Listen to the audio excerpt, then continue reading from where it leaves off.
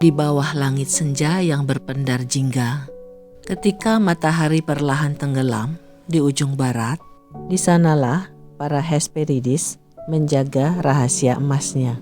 Senja bukan sekedar peralihan hari, melainkan pintu menuju kebun abadi.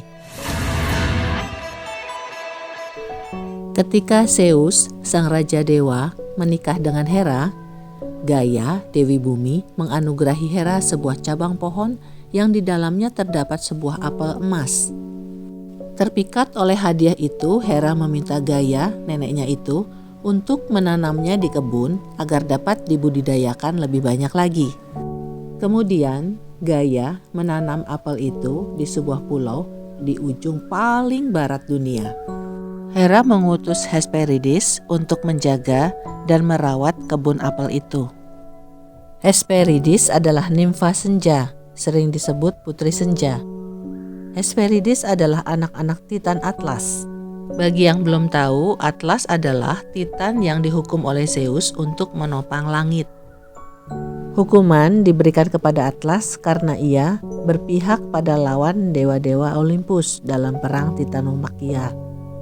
Hukuman ini khusus diberikan pada Atlas oleh Zeus, sedangkan Titan lainnya dipenjara di Tartarus. Walau ada kisah yang menyatakan bahwa Hesperidis adalah putri-putri Nyx, sang dewi malam, namun dari nama Hesperidis menunjukkan bahwa mereka adalah putri Hesperis. Hesperidis adalah juga cucu dari Hesperus. Hesperus adalah personifikasi dari bintang senja atau planet Venus yang terbit saat matahari terbenam. Hesperidis kadang disebut juga Atlantides karena putri-putri Atlas. Di kebun apel milik Hera itulah para Hesperidis menjalani kehidupan sehari-harinya. Mereka kadang disebut berjumlah 7 dewi, namun kadang disebut 3 dewi. Nama-nama yang dikenal dari para Hesperidis adalah Aigel, Erytheia, Hesperia atau Hespera, dan Arethusa. Di sela-sela kesibukan mereka merawat kebun itu, mereka menari, menyanyi, dan bersenda gurau. Namun Hesperidis bukanlah petarung atau prajurit yang siap menghadapi siapa saja yang ingin mendapatkan apel emas itu.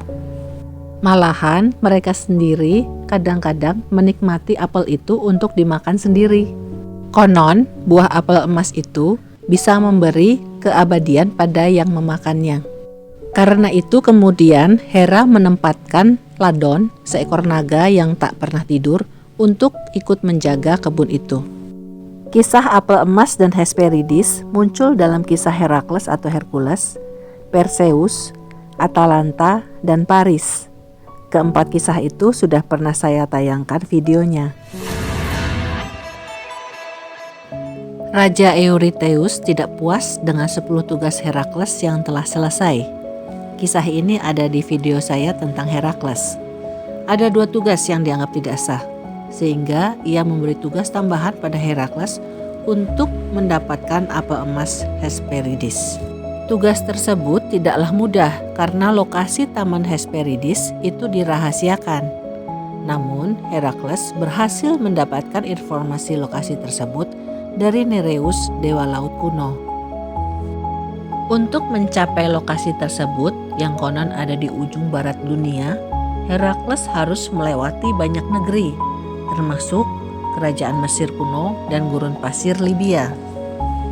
Herakles juga melewati pegunungan Kaukasus, di mana ia menemukan Prometheus yang dihukum Zeus, dan dengan seizin Zeus, Herakles menyelamatkan Prometheus. Karena Prometheus telah diselamatkan Herakles, Prometheus memberi nasihat bagaimana cara mendapatkan apel emas itu. Prometheus menyarankan agar Herakles tidak mencoba mengambil sendiri apel emas itu di Taman Hesperidis, tetapi lebih baik meminta Atlas untuk mengambil apel itu dari putri-putrinya. Mengikuti nasihat Prometheus, Hercules kemudian mencari Atlas. Menyadari bahwa Atlas adalah kunci untuk mendapatkan apel emas itu, Hercules kemudian menawarkan diri untuk memikul sementara beban Atlas, sehingga Atlas bisa menghampiri Hesperidis untuk mendapatkan apel emas itu. Atlas yang kelelahan karena memikul beban yang sangat berat itu langsung setuju. Bagi Atlas ini adalah kesempatan untuk beristirahat. Ketika kemudian Atlas berhasil mendapatkan apel emas itu dari anak-anaknya, Atlas kembali pada Herakles. Namun kebebasan dari tugas untuk memikul langit itu membuat ia berpikir lebih baik ia saja yang mengantarkan apel emas itu pada Eurystheus. Herakles pura-pura setuju dan meminta Atlas untuk memikul beban langit itu sejenak agar ia dapat membetulkan jubah kulit singanya itu. Atlas yang mungkin terlalu naif setuju dan menerima kembali beban langit itu.